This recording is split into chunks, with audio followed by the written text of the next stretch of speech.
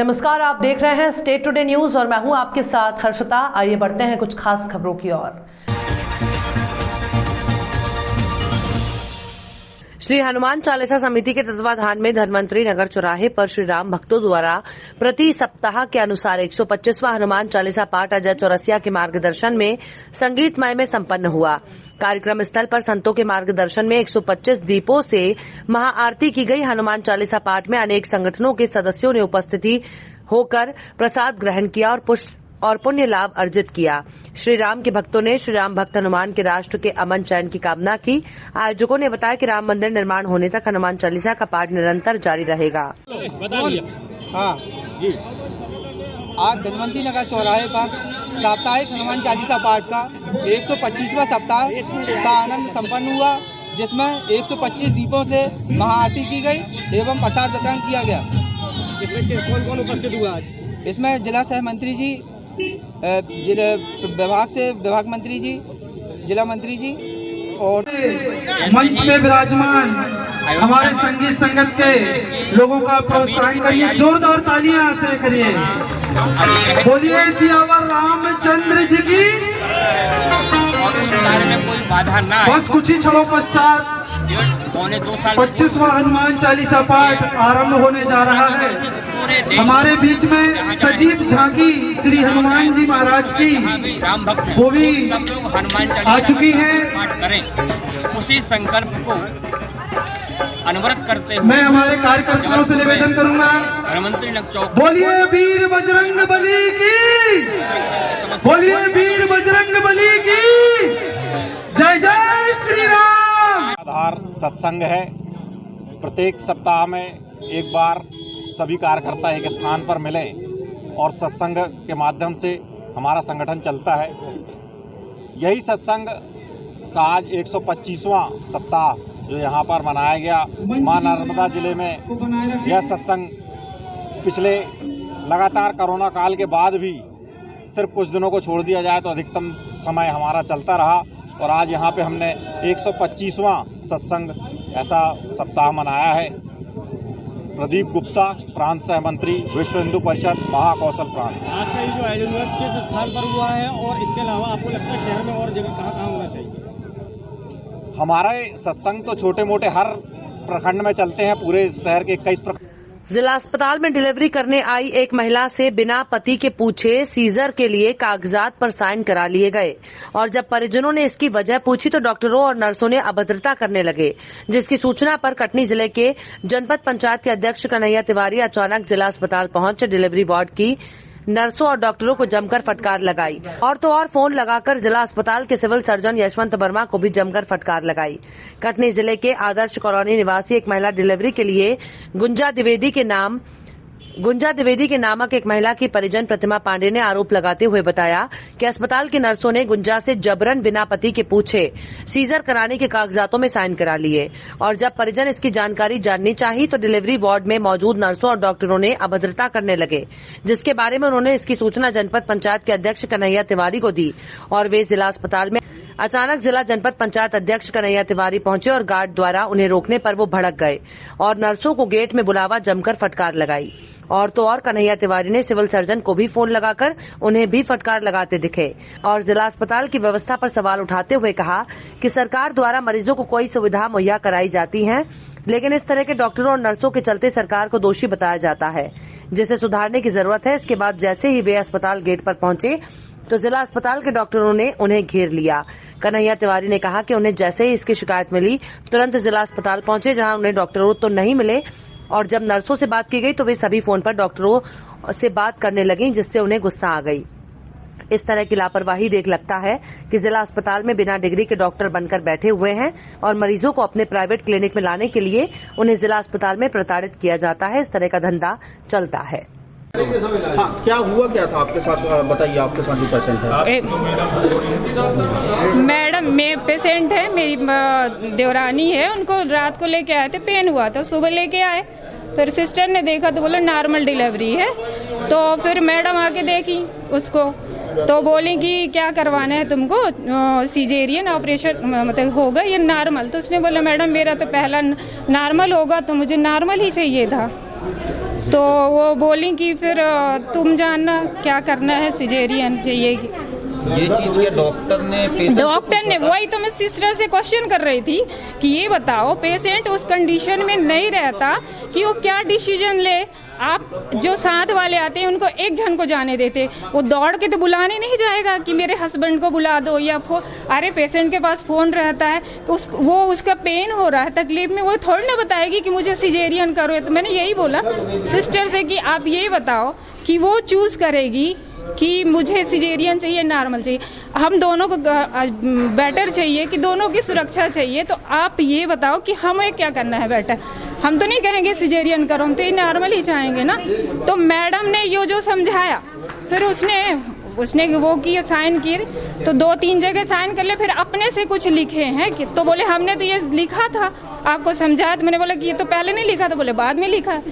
बस यही बात हुई है। स्थिति क्या नॉर्मल होने की है क्या अभी? हाँ, अभी मैंने जब बोला कि हमको बताओ हम क्या करें, आप लोग कहाँ तब सिस्टर यही कर। जी भैया, ये जिस तरीके से आज यहाँ पे एक पेशेंट को बहुत डिलीवरी के लिए आई थी, परेशान किया गया था, आपको क्या सूचना मिली? मुझे दोपहर से एक जानकारी ये लग रही थी कि पेशेंट से डिसीजन नहीं लिया जा रहा। पेशेंट से बात कर ली जा रही है कि आपको सीजर कराना है, फिर किनारे लिटा दिया, ड्रिप लगा दी, फिर बोले अब हमको नहीं मालूम, मैडम बोल गई ऑपरेशन होना है। पेशेंट थोड़ी बताएगा, ये तो धरती के भगवान इन लोग बैठे हैं, ये बताएंगे कि इनका ऑपरेशन होना है कि नॉर्मल डिलीवरी होगी, या उनके घर परिवार के लोगों से कंसल्ट किया जाएगा। जो बेहोश अर्धव्यवस्था में है उससे दस्तखत थोड़ी करा लिया जाएगा कि आपका ऑपरेशन होना है कि नहीं होना है। डॉक्टर फिर काहे के लिए, फिर वो खुद ही ना डॉक्टर हो जाए।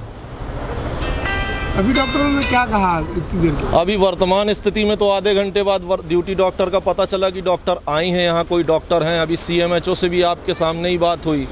CS किसको चार्ज दे के गए हैं पता नहीं है। शासन की योजनाएं आ रही हैं और सरकार की मट्टी पलीद ये डॉक्टर कर रहे हैं यहाँ बैठ के। इनमें आप किसकी लापरवाही मानेंगे? ड्यूटी डॉक्टर को अपने जगह पे होना चाहिए, जो काम आपका है वो उसको आप करें। भगवान हैं आप धरती के, और भगवान को हैवान या यमराज नहीं बनना चाहिए। यही 1-2 शब्द की बात है। अभी ये भी सुनने में आया कि प्राइवेट हॉस्पिटल ले जाने की बात। प्राइवेट हॉस्पिटल ले जाने के लिए यहाँ पे कई आशा कार्यकर्ताएं हैं जो बराबर उनका व्यापार चल रहा है। कई उनमें से ऐसी हैं जिनके ऊपर कार्रवाई की गई है, जिनके अस्पताल फिक्स हैं कि यहाँ से सीजर बोला जाएगा, उसके बाद प्राइवेट में जाएंगे और सीजर ऑपरेशन कर दिया जाएगा, जबकि पहले की डिलीवरी नॉर्मल होती है। ये यहाँ कंडीशन देख के ऐसा कुछ नहीं, मतलब सब पूछ कर ही काम किया जाए। हाँ बिल्कुल। ये यहाँ बिना डिग्री। आज संविधान दिवस के शुभ अवसर पर भारतीय संविधान के निर्माता बाबा साहब डॉक्टर भीमराव अंबेडकर जी की प्रतिमा पर माल्यार्पण किया गया, जिसमें राष्ट्रीय अनुसूचित जाति जनजाति युवा संघ के संभागीय अध्यक्ष और विधायक प्रतिनिधि सुनील सूर्यवंशी ने अपने उद्बोधन में कहा कि भारतीय संविधान भारत का सर्वोच्च विधान है, जो संविधान सभा द्वारा 26 नवंबर 1949 को पारित हुआ और 26 जनवरी 1950 को प्रभावी हुआ। ये दिन संविधान दिवस के रूप में मनाया जाता है। भारत का संविधान विश्व के किसी भी गणतांत्रिक देश का सबसे लंबा लिखित संविधान है, जिसमें हर जाति धर्म वर्ग के लोग समानता और समरसता के साथ जीवन यापन करते हैं, जिसमें देवीलाल बंजारिया, प्रकाश सूर्यवंशी, अजय सूर्यवंशी, मनोहर मालवीय, जाकिर अजमेरी आदि बड़ी संख्या में लोग उपस्थित थे। कार्यक्रम का संचालन दीपक मालवीय ने किया और आभार सतीश मालवीय ने माना। आज 26 नवंबर भारतीय संविधान के निर्माता बाबा साहब डॉक्टर भीमराव अम्बेडकर जी ने 26 नवंबर 1950 को भारतीय संविधान कर डॉक्टर राजेंद्र प्रसाद को सौंपा था। भारतीय संविधान सभी जाति वर्ग धर्म सबको एक साथ लेकर चलने वाला हमारा भारतीय संविधान, जहाँ हर व्यक्ति समानता समरसता के साथ अपना जीवन यापन करता है, और विश्व का सबसे खूबसूरत संविधान हमारा भारत का संविधान है। इसी उपलक्ष्य में आज भारतीय संविधान के निर्माता बाबा साहब डॉक्टर भीमराव अम्बेडकर जी की प्रतिमा पर माल्यार्पण कर और इस संविधान दिवस को बड़े ही हर्ष और उल्लास के साथ में हम लोगों ने मनाया है। जय भीम, जय भारत, जय भीम। मुरैना जिले के किलारस में माकपा पार्टी के सैकड़ों कार्यकर्ताओं ने तहसील किलारस में पहुंचकर तहसीलदार भरत कुमार को मुख्यमंत्री और जिलाधीश के नाम ज्ञापन सौंपा। ज्ञापन में लिखा है कि आज दिनांक तक किसानों की सरकारी बाजरा की खरीद शुरू नहीं हुई, तुरंत बाजरा की खरीद शुरू की जाए। आवारा पशुओं के कहीं उपाय करने के बाद भी किसान की फसल उजड़ रही है, इन्हें गौशालाओं में भेजा जाए ताकि किसानों की फसल ना उजड़े। शक्कर कारखाना किलारस को परिसमापन की प्रक्रिया को अंशधारियों की साधारण सभा में रखा जाए, इन मांगों को लेकर ज्ञापन सौंपा गया। इस मौके पर माकपा पार्टी के सैकड़ों कार्यकर्ता मौजूद रहे। किसान आंदोलन के आज 1 वर्ष पूरा होने पर वर्षगांठ मनाई गई है और इस बीच में जो नरेंद्र मोदी ने 3 कृषि कानूनों को वापस लेने के लिए जो घोषणा की है उसके उपलक्ष्य में उसको धन्यवाद देते हुए विजय जुलूस भी निकाला गया। और दूसरा ये है कि 3 कृषि कानून के अलावा हमारी और मांगे हैं। एक तो फसल की लागत के दौड़े दाम तय समर्थन मूल्य तय किया जाए, दूसरे समर्थन मूल्य पर खरीद की गारंटी का कानून बनाया जाए और सम कानून वापस लिए जाएं, विद्युत बिल वापस लिया जाए और जो किसान आंदोलनों पर झूठे मुकदमे लगाए गए उनको वापस लिया जाए। इन मांगों को लेकर भी दिया। इसके अलावा हमारी क्षेत्रीय मांगे हैं। एक तो शक्कर कारखाने के बारे में है, इसको बेचने की बात कही जा रही है, बिना अंशधारियों की आम सभा लिए इसको बेचा नहीं जाए। दूसरे आवारा मवेशियों का बंदोबस्त किया जाए और बाजरा खरीद तुरंत शुरू की जाए। इन मांगों को लेकर आज ज्ञापन दिए गए। मध्य प्रदेश सरकार की आदिम जाति कल्याण की मंत्री सुश्री मीना सिंह का उमरिया से कटनी अल्प प्रवास हुआ। यहाँ मंत्री 1 घंटे मुड़वारा स्टेशन में अपनी ट्रेन का इंतजार करती रही, लेकिन खास बात यह है कि 1 घंटा कटनी में होने के बाद भी भाजपा का एक भी पदाधिकारी इसमें मिलने स्वागत करने नहीं आया। इसमें साथ ही मीडिया से मिलने पर मध्य प्रदेश में होने वाले पंचायत चुनाव पर बयान दिया कि चुनाव के संबंध में हाईकोर्ट से जो आदेश होगा वो हमें करना होगा। हाईकोर्ट के आदेश का इंतजार कर रहे हैं। मैडम, जो राज्य सरकार ग्राम पंचायत चुनाव को बातचीत कर रही है, क्या लगता है कब तक चुनाव होने की संभावना है? देखिए, अभी तो मामला कोर्ट में है और कोर्ट जब डिसाइड कुछ निर्णय आ जाएगा उसके बाद ही अपन बता पाएंगे कि कब और कौन सी तारीख को मध्य प्रदेश में ग्राम पंचायत या जिला परिषद के चुनाव होंगे। कोर्ट का डिसीजन आने दीजिए आप। पिछड़ा वर्ग के द्वारा आरक्षण की बात को लेकर बार बार मुद्दों को लेकर प्रदर्शन किया जाता, मांग की जाती है, उसके लिए सरकार क्या कहना चाहेगी? देखिए, मैंने आपसे आग्रह किया है ना कि मामला न्यायालय में विचाराधीन है और न्यायालय से जो फैसला आएगा उसको सबको ही मानेंगे। आरके मिशन स्कूल में यातायात जागरूकता अभियान मनाया गया। यातायात जागरूकता अभियान कार्यक्रम में मुख्य अतिथि विजय तिवारी, एएसपी बलिया भूषण वर्मा, अरुण कुमार सिंह आदि उपस्थित रहे। कक्षा यूके केजी के छात्र छात्रा द्वारा बुके देकर अतिथियों का स्वागत किया। मुख्य अतिथि विजय तिवारी ने दीप प्रज्वलित कर कार्यक्रम का शुभारंभ किया। सुहानी पाठक ने मुख्य अतिथि का स्वागत किया। इसके बाद कक्षा 12 की छात्राओं ने स्वागत गान प्रस्तुत किया।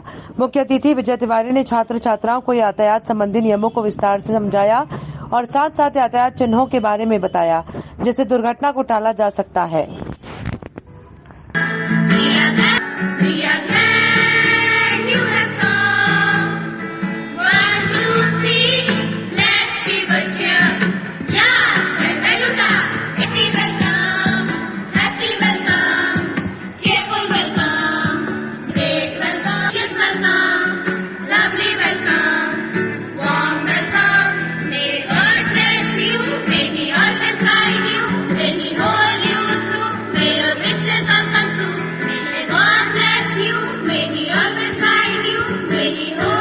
सर, आपका परिचय? मैं श्रीहर्ष श्रीवास्तव, प्रबंधक आरके मिशन स्कूल बलिया। अभी सर आपके विद्यालय पे कैसा कार्यक्रम मनाया गया सर? आज जैसा कि आप सभी जानते हैं कि पूरे देश भर में नवंबर माह यातायात माह के रूप में मनाया जाता है, तो आपको इस अवसर पर मैं ये कहना चाहता हूँ कि आज 26 नवंबर के दिन हमारे विद्यालय को चुना गया था। श्री एडिशनल एसपी जी जो हैं श्री विजय त्रिपाठी जी आज के हमारे मुख्य अतिथि थे। साथ में हमारे सीओ श्री भूषण शर्मा जी वो थे, दोनों हमारे ट्रैफिक इंचार्ज वो भी उपस्थित थे और बाकी अन्य सिपाहीगण उपस्थित थे और बहुत ही अच्छे तरीके से, सुंदर तरीके से बच्चों के बीच में यह कार्यक्रम उन्होंने मनाया। सर, इस विद्यालय और आपके तरफ से बलिया वासियों में यातायात पर क्या एक संदेश जाएगा? सबसे पहले तो मैं ये जरूर कहना चाहूँगा कि जो यंग जनरेशन है वो जरूर इस विशेष ध्यान रखे कि हमारे जो शरीर है वो हमारी है, न कि किसी और की है। तो अपनी सुरक्षा अपने हाथ में है। मेरे कहने से या मेरे किसी भाषण को दे देने से यह समस्या खत्म नहीं हो जाएगी। तो मेरा जरूर यह अनुरोध है हमारे जनपद वासियों को, हमारे अभिभावकगण को कि अपने बच्चों पर विशेष नज़र, विशेष सतर्कता बनाए रखें यह अभियान नवंबर में चलेगा, फिर खत्म हो जाएगा। खबरों में फिलहाल इतना ही। आप देखते रहिए स्टेट टुडे न्यूज।